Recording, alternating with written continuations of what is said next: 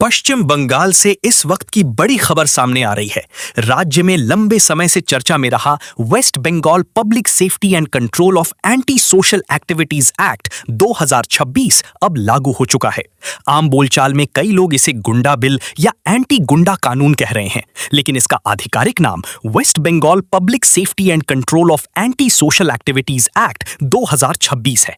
सरकार का कहना है कि इस कानून को राज्य में बढ़ते संगठित अपराध, गैंग गतिविधियों, रंगदारी, अवैध वसूली, हथियारों की तस्करी और अन्य गंभीर अपराधों पर प्रभावी नियंत्रण के उद्देश्य से लागू किया गया है।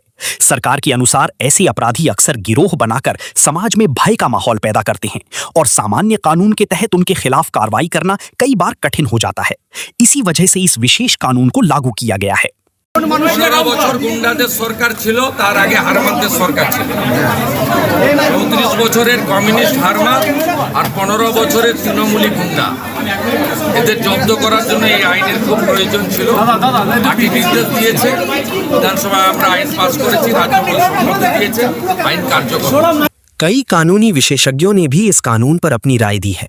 उनका कहना है कि किसी भी विशेष कानून का उद्देश्य कानून व्यवस्था बनाए रखना होना चाहिए, लेकिन इसके साथ साथ संविधान द्वारा दिए गए नागरिक अधिकारों की रक्षा भी उतनी ही आवश्यक है।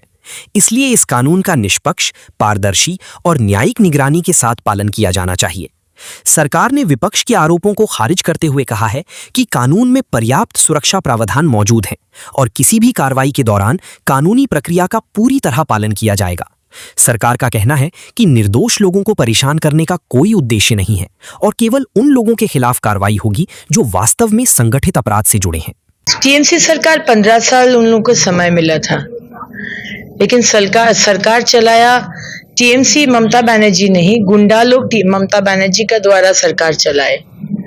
और उसके पहले भी लेफ्ट में हम लोग देखे हैं किस तरह से गुंडागर्दी हुआ, मुड़ी झापी, बिजोन सेतु, शाही बाड़ी, बानतौला, बार बार हम लोग देखे हैं। गुंडा लेकर हम लोग सरकार नहीं चलाते हैं, पिछला सरकार जैसे किए थे। और बंगाल के लोग इसीलिए उनका राय जो वर्डिक्ट जो राय हुआ वो दे दिया है, टीएमसी को बर्खास्त कर दिए और 34 साल के बाद लेफ्ट को भी बर्खास्त कर दिया था। हम लोग बंगाल के लोगों के लिए काम करने के लिए आए थे और बंगाल में कोई गुंडा का जगह नहीं है। जो गुंडागर्दी करेगा, जो आम पब्लिक का पैसा से जो सरकार के बस, ट्रेन, रेल लाइन जो हुआ है उसको अगर आग जला देगा, उसको अगर क्षति पहुंचाएगा, तो उन्हीं का पैसा से, उन्हीं का प्रॉपर्टी से हम लोग पैसा कॉन्फिस्केट करके उसका भरण करेंगे। तो ये बंगाल के लोगों का राय है, ये कौन क्या बोलता है इससे कुछ आता जाता नहीं है। अब पूरे देश की नजर इस बात पर है कि इस कानून के तहत पहली बड़ी कार्रवाई कब होती है और इसका राज्य की कानून व्यवस्था पर क्या प्रभाव पड़ता है। यदि इस कानून को अदालत में चुनौती दी जाती है तो न्यायपालिका का फैसला भी काफी महत्वपूर्ण माना जाएगा।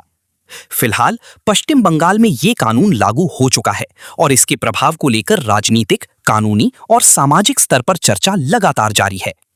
News report Prabhakar Gupta, Kolkata.